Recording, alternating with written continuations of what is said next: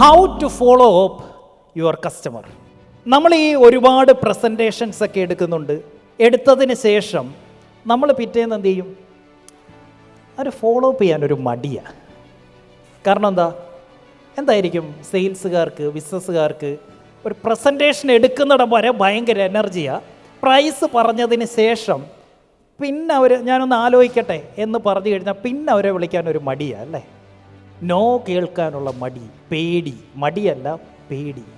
അത് മനുഷ്യർക്കെല്ലാവർക്കും അങ്ങനെ തന്നെയാണ്. ഒരു മനുഷ്യനും എന്തിഷ്ടമല്ല? നോ കേൾക്കുന്നത് ഇഷ്ടമല്ല. പക്ഷേ നിങ്ങളൊന്ന് ആലോചിച്ച് നോക്കിക്കേ, നിങ്ങൾ പ്രസൻറ്റേഷൻ കൊടുത്തിട്ട് പിന്നീട് നോ പറയുകയോ അല്ലെങ്കിൽ ഞാനൊന്ന് ആലോചിക്കുകയോ ചെയ്യട്ടെ എന്ന് പറഞ്ഞു പോയ കസ്റ്റമേഴ്സിൽ നിന്ന് ഒരു 10% കസ്റ്റമറെ ക്ലോസ് ചെയ്യാൻ ഇന്ന് നിങ്ങൾക്ക് പറ്റിയാൽ അത് എത്ര ലക്ഷം രൂപ ഉണ്ടാവുമെന്നൊന്ന് ആലോചിച്ച് നോക്കി. ഒരു 10% ഓഫ് യുവർ കസ്റ്റമേഴ്സ്. ഞാൻ പരിചയപ്പെട്ടു, അല്ലെങ്കിൽ അവർ ലീഡായിട്ട് എൻക്വയറി ആയിട്ട് ഇങ്ങോട്ട് വന്നു, അല്ലെങ്കിൽ ഞാൻ ചേസ് ചെയ്തു, വാട്ടെവർ.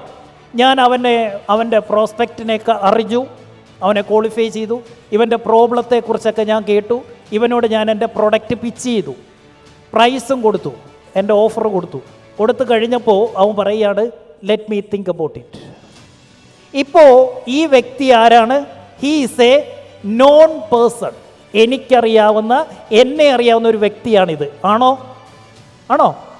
അപ്പോൾ നമുക്ക് പുതിയൊരു ലീഡ് വരികയാണ്. A new lead is coming. പുതിയൊരു എൻക്വയറി വന്നു. ഇവനാരാ? Absolute stranger. ഇതാരാണെന്നോ ഇവൻ്റെ പ്രശ്നം എന്താണെന്നോ ഇവൻ എന്താ വേണ്ടതെന്നോ നമുക്കറിയില്ല. കറക്റ്റ്? ഈ അറിയാവുന്ന നോൺ പേഴ്സണെ ഇവിടെ ഇട്ടിട്ട് why you are following this stranger? ഇവൻ പെട്ടെന്ന് നോ പറയില്ല, പക്ഷെ ഇവൻ ഇനി വിളിച്ചാൽ നോ പറയും. ഇവൻ നിങ്ങൾക്ക് ഇനിയും ഒരു സ്പേസ് തന്നിട്ട്, കാരണം പ്രസൻറ്റേഷൻ എടുത്തിട്ടില്ല, പ്രൈസ് കൊടുത്തിട്ടില്ല. ഇവിടെ വിളിക്കാൻ നിങ്ങൾക്ക് കംഫർട്ടാണ്, ഇവിടെ ഡിസ്കംഫർട്ടാണ്. ഇത് നിങ്ങളുടെ കംഫർട്ട് സോണിൽ നിൽക്കും, ഇത് കംഫർട്ട് സോണിന് പുറത്താണ്. That's the reason. So you have to learn follow up. ഒരു ആവറേജ് ക്ലോസർ, ഒരു സെയിൽസ് ക്ലോസിങ് ചെയ്യുന്ന ഒരു average sales person, average closer with extra ordinary follow up skill. Average ക്ലോസറാണ് ഈ വ്യക്തി, പക്ഷെ അവൻ എക്സ്ട്രാ ഓർഡിനറി ഫോളോ അപ്പ് സ്കില്ലുണ്ട്. He makes 10 times more business than an excellent closer with no follow up skill. Average closing ഉള്ള excellent follow up സ്കില്ലുള്ള ഒരു വ്യക്തി 10 ഇരട്ടി ബിസിനസ് കൊണ്ടുവരും. ആരേക്കാൾ? സൂപ്പറായിട്ട് സെയിൽ ക്ലോസ് ചെയ്യുന്ന, എന്നാൽ ഫോളോ അപ്പ് ചെയ്യാൻ അറിയാത്തവനേക്കാൾ 10 ഇരട്ടി മിടുക്കനായിരിക്കും. ഈ 2 പേര് ഇൻ്റർവ്യൂ അറ്റൻഡ് ചെയ്യാൻ വന്നാൽ ആരെ സെലക്ട് ചെയ്യണം?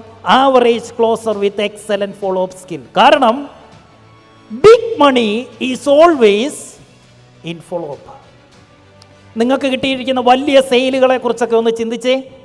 ഏത് വലിയ സെയിലും ഫോളോ അപ്പിൽ കൂടി മാത്രമാണ് നിങ്ങൾക്ക് കിട്ടിയിട്ടുള്ളത്. സത്യമാണോ? First time sale is always smaller, but follow up sale is always big money. Big money is always in follow up. But as a human, we don't like to hear no.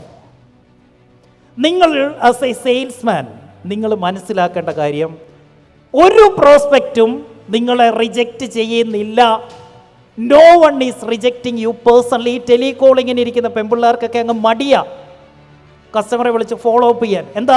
Our no പറയും. ഇവളുമാർ ഇതങ്ങ് പേഴ്സണലാക്കും, ഇവന്മാരും ഇതങ്ങ് എന്നെ reject ചെയ്തു, എന്നോട് no പറഞ്ഞു, എൻ്റെ കമ്മ്യൂണിക്കേഷനിൽ എന്തോ പ്രശ്നമുണ്ട്, എൻ്റെ പ്രസൻറ്റേഷനിൽ എന്തോ പ്രശ്നമുണ്ട്, എൻ്റെ സ്കില്ലിന് എന്തോ കുറവ്. ഇവരിതങ്ങ് പേഴ്സണലൈസ് ചെയ്യും.